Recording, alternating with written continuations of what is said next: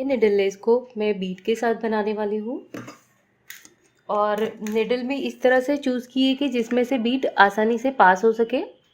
और इसमें 1 स्ट्रैंड डाल के डबल करके मैंने कॉटन थ्रेड को नॉट लगा दिया है। अब इसे नॉट को हाइड करेंगे पीछे से और इस तरह से एज पे निकालेंगे। अब इसे चेन स्टिच बनाते हुए मैं एज पे फिर से लॉक कर दूंगी, नॉट को टाइट कर दूंगी। इसे लॉक करने के बाद एक फिंगर इस तरह से रखते हुए डिस्टेंस मेंटेन करूंगी और लूप बनाऊंगी।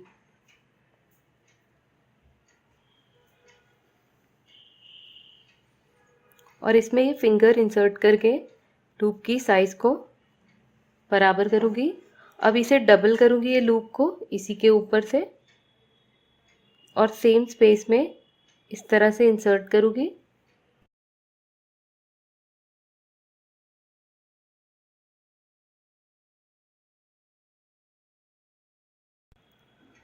और ये लूप को डबल कर देंगे। अब हमें बटन होल स्टिचेस बनाते जाना है बीट के साथ में।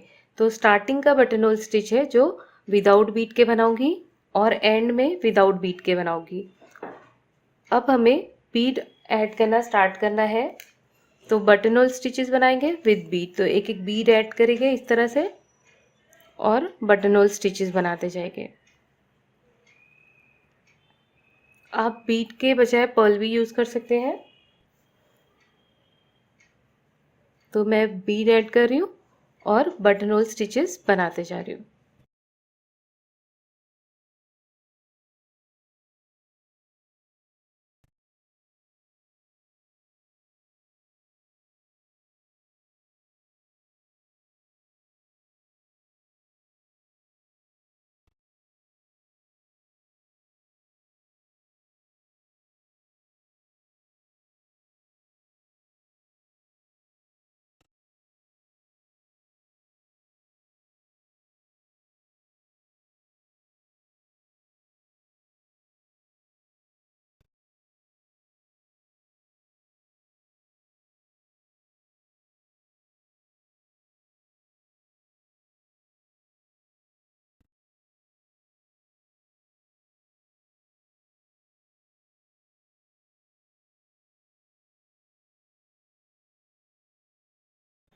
टोटल मैंने 8 बीट्स ऐड की है।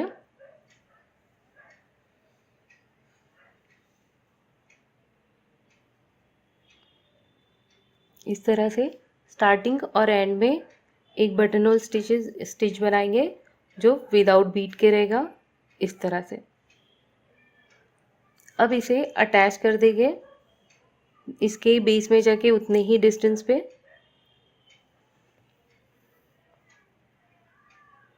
अब हम दो डिज़ाइन के बीच में डिस्टेंस मेंटेन कर सकते हैं, थोड़ा थोड़ा गैप रख के बना सकते हैं या कंटिन्यूस रो में बना सकते हैं। तो सबसे पहले एक स्मॉल स्टिच लूँगी मैं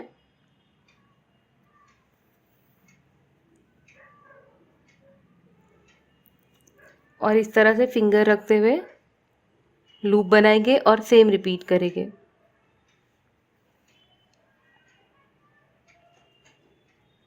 अब जो लूप को डबल करेंगे, जो स्पेस मैंने क्रिएट की थी बनाई थी, अब ये स्पेस में रखते हुए इसे डबल करेंगे।